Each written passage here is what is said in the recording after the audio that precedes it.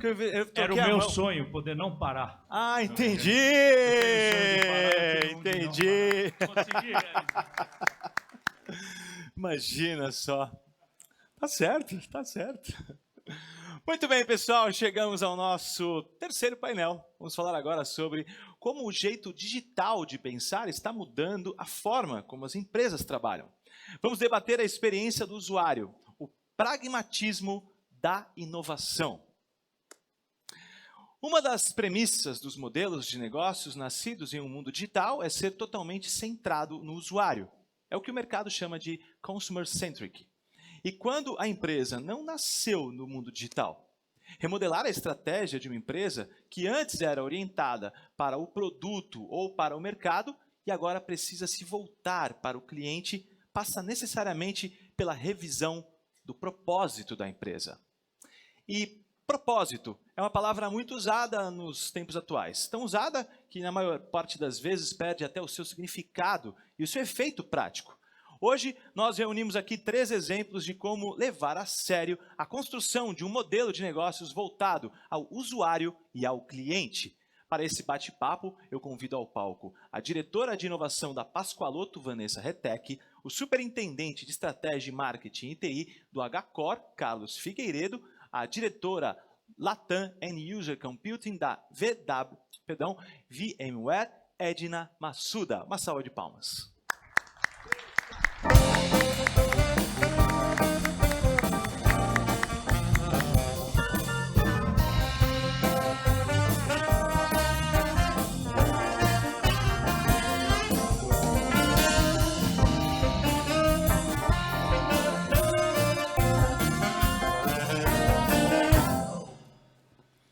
Tava louco para continuar cantando, né? Tá certo. Muito obrigado pela presença de vocês para o nosso terceiro painel aqui no nosso espaço de hoje. Bom, Vanessa, eu queria que você começasse contando resumidamente como o propósito impactou o posicionamento estratégico da Pascoaloto, por favor. Bom, boa tarde a todos. A Pascoaloto ela é um contact center de teleserviço situado no interior de São Paulo, né? No interior, devido à qualidade do atendimento, a qualidade de vida reflete nos nossos atendimentos. Então, basicamente, ela é uma empresa investida da Gávea, onde a gente sempre busca focar nesse retorno e nessa parceria com o nosso investidor. Mas o propósito impactou significativamente quando a gente começou a olhar para o nosso negócio e olhar para o futuro, né? Fazer o exercício e falar para onde que a gente está direcionando a companhia. Então, com isso, a gente começou a estruturar a inovação dentro da empresa. A gente separou tanto fisicamente o time de inovação, mas a gente não deixou o time de sustentação de fora. Então, também pelo tamanho da empresa, permitiu com que a gente deixasse todo mundo junto, respirando a cultura, metodologia, sinergia. E nesse mesmo prédio, a gente está criando uma aceleradora, né? É tudo muito novo, mas a gente está trazendo para perto algumas startups para a gente abrigar. Com isso, também muda a cultura e, principalmente, o mindset. Acho que nas revoluções industriais anteriores, a gente teve o combustível como um fator, né? Hoje, eu acho que definitivamente, é um modelo mental que cada um precisa olhar, ter autonomia, né? Sentir efetivamente o dono e se posicionar, olhando para a empresa, quais são as oportunidades que a gente tem para fazer a diferença. Então, inovação não é uma área específica. Inovação, cada um pode fazer no seu pedaço, mas a gente organiza dessa forma para que a gente tenha mais agilidade para fazer as entregas e o posicionamento que a empresa espera. Obrigado, Vanessa. Daqui a pouco vamos saber mais detalhes ainda sobre a Pascoaloto, mas logo saberemos também. E agora eu quero ouvir o Carlos do HCore. Por favor, Carlos. Bem, boa tarde a todos. Boa tarde, Thiago. Prazer estar aqui com vocês e poder dividir um pouquinho do que a gente vem fazendo na parte de experiência dos nossos clientes, dos nossos usuários pelo HCore, né? O HCore, que é liderança em cardiologia, também é um hospital que é referência em oncologia, neurologia, ortopedia e medicina diagnóstica. E desde 2017, quando nós redefinimos o nosso planejamento estratégico, nós decidimos que nós nos tornaremos até 2020 um hospital digital. E o que é ser um hospital digital? É um hospital 100% sem papel. É um hospital que está pronto para esse desafio que a gente vive hoje, que é atender diferentes gerações, que a gente falou amplamente aqui em diversos outros painéis, diferentes populações e grupos de indivíduos, desde os baby boomers até a geração Z, millennials, e que lidam com tecnologia de uma forma muito diferente. Para essas gerações, a tecnologia ela tem que estar na palma da mão, ela tem que ser fácil de usar. E é assim que a nossa experiência com saúde tem que ser também. E aí o HCO vem se posicionando, se reinventando para entregar serviços de uma forma inovadora e diferente para os nossos clientes. Muito obrigado, Carlos, pela resposta. Bom, pessoal, para discutir a experiência do usuário e do cliente, vamos inovar mais uma vez o nosso modelo aqui no nosso painel. Sei que vocês vieram preparados para isso, então se sintam à vontade para fazerem perguntas entre si, porque nada melhor do que especialistas falando com especialistas, não é verdade? Então, começamos com o case da Pascoaloto. Carlos, você começa fazendo as perguntas, por favor. Bem, uma honra poder começar. Vanessa, você falou sobre os propósitos. Eu queria que você contasse para a gente um pouquinho mais como os propósitos impactaram a modelagem dos produtos da Pascoaloto. Perfeito, Carlos. A gente também acredita que só falar em propósito tem um glamour nessa palavra, né? Mas nós somos uma empresa de recuperação de crédito. Então, eu costumo brincar que quando o crédito é vendido, ele é o namoro, ele é o noivado. Quando essa pessoa fica inadimplente, é literalmente o divórcio.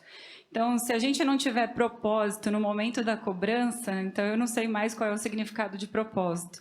Então, como a gente fez essa transformação com os nossos produtos? A gente tem uma plataforma que chama Pagou Fácil. Toda a nossa mudança começou com uma transformação digital de criar este produto. Então, no primeiro momento, foi só uma forma digital de autonegociação que a gente começou a oferecer para os nossos serviços. E a gente começou a se questionar. Só oferecer uma plataforma digital não basta. O que a gente pode pensar diferente no momento do divórcio? E aí a gente começou a buscar oportunidades como oferecer moedas alternativas para pagamento de dívida. Se algum momento a pessoa ficar parada na plataforma ou ela for sair da plataforma, a gente costuma perguntar qual é o motivo, se ela perdeu o emprego, e a gente tem um time que realoca essas pessoas que estão desempregadas, a inadimplência por motivo de desemprego. E a gente também está construindo agora um MVP que eu estou inadimplente, eu não tenho como pagar essa dívida, mas eu quero vender uma bicicleta ou alguma coisa que eu tenha que eu não uso mais. Então, o propósito vai além, né? Como que eu posso ajudar? Então, isso fez a diferença na hora de construir os produtos e é isso que nos norteia. Muito bem. Edna, por favor. É minha vez aqui. Boa tarde, pessoal. Então, Vanessa, mas para você inovar não é fácil. Como é que você conseguiu mover todo esse time, o time que estava na operação, para conseguir chegar aí no seu resultado? É uma fórmula que não é muito fácil e a gente trabalha diariamente, arduamente, para atingir, né, esse objetivo. A cultura ela está dissipada em toda a empresa. Ela está no café, ela está no board da empresa, ela está, né, escrita nas paredes, mas a cultura ela tem que ser vivida, né? Ela não pode só estar em políticas. Então, quando a gente fala de inovação, respirar inovação, a gente precisa ter investimento, né? E precisa aceitar o tempo de cada pessoa a aderir à inovação. Então, para isso a gente tem algumas frentes de cultura, processos, metodologia, tudo culminando para esse foco de transformação com a ótica de inovação. Carlos, por favor, mais uma pergunta. Bem, já que eu estou com o microfone, eu vou aproveitar e vou fazer duas perguntas em uma, Vanessa.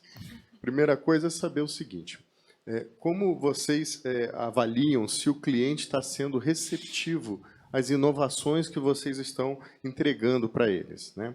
E a segunda parte da pergunta é saber se vocês, enquanto estão desenvolvendo esses produtos, vocês percebem sinais de que esse produto vai funcionar ou não para os seus clientes. A gente tem muito forte uma área de experiência do usuário e a gente fica o tempo todo monitorando ele nas nossas plataformas para olhar essa retenção, navegabilidade, a usabilidade é essa experiência, literalmente.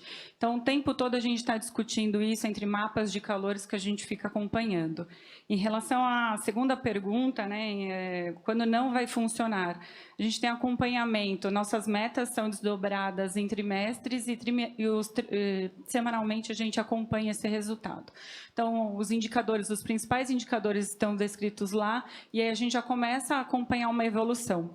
O que fica aqui de lição é o que a gente falou no painel anterior. Inovação, ela não pode ter a premissa de dar certo já num primeiro momento. Então, o que a gente tem que fazer é planejar muito bem, separar uma reserva financeira de investimento para experimentar esse mercado. O que a gente tem visto muitas empresas pararem, descontinuarem produtos por conta de não terem feito bem esse planejamento. Então, vai para mercado, experimenta, volta para a prancheta, melhora, vai para o mercado, experimenta, é disciplina. E aí tem que ter um ponto de equilíbrio, até um determinado momento com o seu investimento, na sua tentativa, para o cenário que você está desenhando. Muito obrigado, Vanessa, Carlos, Edna, por essa primeira parte em que batemos um papo, sabemos um pouquinho mais da Pascoaloto. Muito bem, pessoal, e agora a gente quer saber de vocês. Vamos participar respondendo uma pergunta que vem na tela, vocês também aí de casa. Por favor, vamos lá. Como são encarados os erros em projetos de inovação e UX na sua empresa? Alternativa 1, o board tem uma baixa tolerância e existe uma pressão para ver o mínimo possível de erros. 2, há um limite aceitável de erros cujo montante é calculado proporcionalmente ao valor investido. 3, não há uma metodologia de acompanhamento. O board entende que erros que podem acontecer, mas trata essa questão de forma orgânica. Tempo na tela. Podem votar.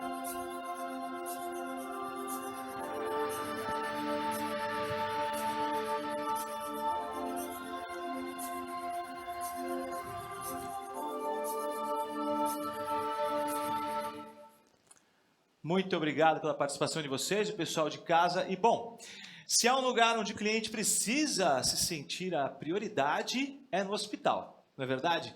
Vamos entender melhor como as inovações do mundo digital estão beneficiando os pacientes do HCOR. Carlos, Vanessa, por favor, pode fazer a primeira pergunta. Carlos, eu fiquei bastante curiosa, feliz com o case de vocês e queria saber um pouquinho mais o projeto do Hospital Digital, né? Eu imagino que isso tenha tido um alcance muito grande internamente, teve um impacto generalizado. Eu gostaria de saber um pouquinho mais de você, como foi isso para os colaboradores, para o corpo clínico e para os pacientes. Esse é um assunto muito apaixonante, um assunto que tem um impacto muito grande dentro da nossa organização. O impacto para os colaboradores ele é visível, porque a gente muda a forma do colaborador se relacionar com as informações do paciente, o sistema de tomada de decisão médica para decisão clínica. Então, às vezes, e na maioria das vezes, a informação no momento certo, na hora certa e no lugar certo, ela é muito importante para que a gente tome a decisão clínica adequada. E a diferença entre a vida e a morte pode estar na forma com que essa informação ela é acessada. Então, a gente criar um modelo de workplace, uma forma de que a gente transporte essa informação para onde ela é necessária, ela impacta muito a prática dos colaboradores, dos médicos, e a gente dá mobilidade para esses profissionais. A gente faz com que essa informação esteja na mão dele em todos os locais da assistência dentro do hospital. Isso faz toda a diferença. Os médicos também, com todas as ferramentas de suporte à tomada de decisão clínica, alertas de alergias, alertas de interações entre drogas, tudo isso vem combinado com o sistema de prontuário eletrônico, que com a ferramenta hoje da experiência do usuário, a gente permite com que essa informação vá com ele onde ele estiver e permite com que ele tome melhores decisões. Mas o nosso objetivo maior mesmo é impactar a experiência do paciente. O paciente em primeiro lugar. A segurança que isso traz para o paciente já é um impacto muito importante para a experiência dele. Mas a gente quer mais. A gente sabe que esse paciente, hoje em dia, ele vive num mundo diferente. Ele quer se relacionar com os serviços de saúde da mesma forma que ele se relaciona com outros setores, como o setor financeiro, o setor de transporte, em que a gente hoje tem um mundo, uma infinidade de aplicações que possibilitam essa tomada de decisão e interação com a prestação de serviço de um jeito mais rápido. Então, a gente vem desenvolvendo um conjunto de aplicações internas, desde Fast Pass, Express Checkup, ferramentas que possibilitam que o paciente faça o check-in antes de chegar à unidade. E que ele, quando chega à unidade, ele já vai diretamente para o serviço que ele precisa ser atendido. Ele tem ferramentas de geolocalização que, quando ele entra na unidade, facilita com que encaminhe esse paciente até onde ele precisa fazer o procedimento que ele vai realizar. Isso tudo transforma a experiência desse paciente. Carlos, obrigado pela resposta. E vamos para mais uma pergunta na tela. Então, por favor, peguem seus controles, você aí de casa nos acompanhando. Pergunta na tela. Como a transformação digital está impactando as iniciativas do Customer Experience na sua empresa? Alternativa 1. Já adaptamos a experiência de nosso cliente ao conceito de digitalização. 2. Estamos atualmente trabalhando em projetos para transformar a experiência de nosso cliente a partir do digital. 3. Ainda estamos avaliando a reformulação da experiência do nosso cliente a partir do digital. E 4. Acreditamos que não haverá impacto do digital na experiência de nossos clientes. Tempo na tela. Podem votar.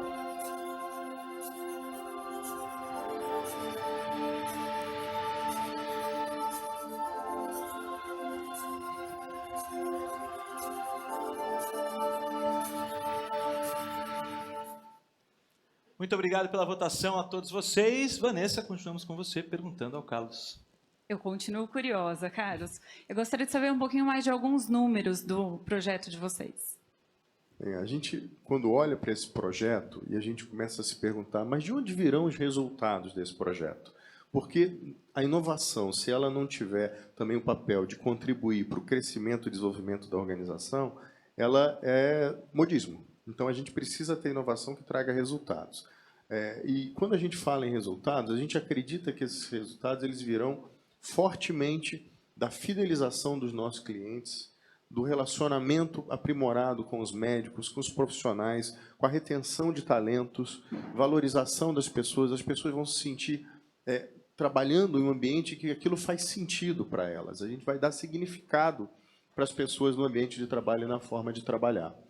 E com isso, a gente tem feito estimativas e trabalhado com que, com esse movimento de fidelização e manutenção dos colaboradores, a gente tem potencial de crescer de 15% a 20% a nossa receita, com base nessa melhoria da experiência de todos esses clientes, sejam eles internos ou externos à nossa organização. Edna? Pois é, me chamou a atenção agora, quer dizer, uma experiência está gerando mais receita, de alguma forma, né? Quer dizer, e aí, pensando assim, um pouquinho nos negócios do HCOR, né? Isso passa a ser uma receita que ainda não existia para o HCOR? A tecnologia, Edna, ela tem um aspecto muito interessante, né? A gente não vai deixar de atender os pacientes que são os graves, que a gente sempre atendeu, agudos, que sempre foram tratados com excelência dentro do HCOR. Mas ela possibilita com que a gente chegue além das fronteiras do hospital com cuidado na assistência a esses pacientes, com essas ferramentas. A gente tem, por exemplo, um modelo de acompanhamento de casos clínicos, um programa de cuidados clínicos para pacientes que sofrem de insuficiência cardíaca. Esses pacientes eles precisam ser acompanhados e monitorados após ele passar pelo hospital para uma recuperação, após um evento agudo. E, muitas vezes, a tecnologia é o que permite com que a gente faça esse acompanhamento na casa do paciente, através de devices, através de dispositivos que a gente consegue receber as informações em tempo real do que está acontecendo e agir para que esse paciente ele não se deteriore e ele não tenha que voltar a uma internação que muitas vezes poderia ser evitada. Para vocês terem uma ideia, com esse projeto dos programas clínicos, nós conseguimos ter um aumento do tempo médio entre internações de um paciente de insuficiência cardíaca, que na média global está na casa de 30 dias, o nosso paciente está levando mais de 150 dias para ter uma nova reinternação. Porque a gente consegue ter resultados efetivos no acompanhamento desse paciente e evitar com que ele sofra uma deterioração do quadro clínico e precise de uma reinternação. Isso gera receita nova, porque quando a gente começa a fazer isso, a gente está entregando valor, não só para o nosso paciente, que muda a qualidade de vida dele, muda a realidade da vivência dele no dia a dia com aquela condição crônica, que muitas vezes não tem cura, mas também gera valor para os nossos clientes, para as operadoras que a gente atende, porque isso gera economia para elas. Um paciente que demora mais a ser internado e quando ele interna, o quadro clínico dele está mais estável, é muito melhor para todo o sistema, porque a gente reduz desperdício e melhora a aplicação de recursos no nosso sistema de saúde. Nossa, fantástico. Obrigado, Edna, Carlos, Vanessa. Agora nós temos a última pergunta para o pessoal de casa e também para a nossa plateia. Então, vamos lá, pergunta na tela.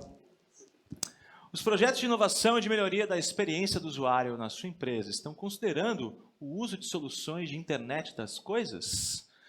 Alternativa 1, sim. Em estágio inicial, o IoT começa a ganhar importância em nossos projetos? Sim, estágio avançado. IoT já é parte essencial em projetos de inovação? Não, mas pretendemos utilizar o IoT em nossos projetos futuros? Não, nem vemos aplicabilidade de IoT em nosso modelo de negócio? Tempo na tela. Votem.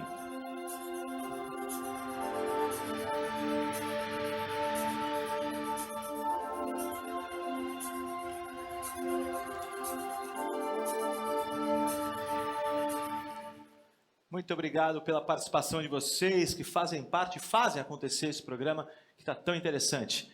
Muito bem, Edna, vemos aqui 2 casos muito interessantes e bem-sucedidos de como a inovação ajuda a melhorar a experiência do usuário. E agora, quero ouvir os seus comentários, por favor. Pois é, muito bom estar aqui e escutar essas histórias tão relevantes, né? E eu tenho certeza que essa audiência aqui se sentiu quando ele falou do paciente no hospital, né? Tecnologia viabilizando uma experiência positiva no momento tão crítico da nossa vida, de um ente querido. Então, é isso, né, que eu acho que é o que a gente fala sobre propósito, né? Por que é relevante a tecnologia? A tecnologia viabiliza. Se formos pensar um pouquinho, os 2 casos falou do quê? A gente falou de tecnologia? Não, o foco era outro. Pessoas, né? Foco em pessoas, experiência de pessoas. É isso que está movendo e fazendo com que a tecnologia seja tão relevante agora para a sociedade. Vamos voltar um pouquinho agora, né? 2030, está longe? Daqui a 11 anos. 2030, se a gente analisar bem, 75%... da força de trabalho mundial vai ser composta de quê? Millennials. Millennials, e você falou, poxa, um paciente que você tem, crianças, adolescentes, você acha que ele vai assistir televisão num quarto de hospital? Não vai. Ele vai querer ter um dispositivo, ele vai entender a doença que ele tem, eventualmente, e ele vai interagir com o hospital, ele sabe quando ele tem um exame. Então, essas histórias, né, quando a gente começa a contar, elas são super relevantes. Todas as empresas aqui representadas, elas já estão pensando nisso. Como é que eu vou atrair essas pessoas? Como é que eu vou me relacionar com essas pessoas? E por quê? Eles vão ser 75% da força de trabalho mundial, né? Mas, tá bom, tecnologia é legal, pessoas são legais, propósito muito bom. Tecnologia, hoje em dia, ela serve para quê? Por que a gente existe, né? Essa audiência de tecnologia existe. Ela existe para viabilizar o bem, como mostrou o Pat Gelsinger, né, na apresentação dele. Tecnologia é a força para entregar o bem, né? Então, com isso, né, eu concluo que falamos de segurança, inovação e experiência. É tudo isso junto e misturado. Muito bom, Edna. Muito bom, Vanessa, Carlos. Uma alegria ter vocês aqui. Muito obrigado pela presença de vocês. Uma salva de palmas para eles. Muito obrigado.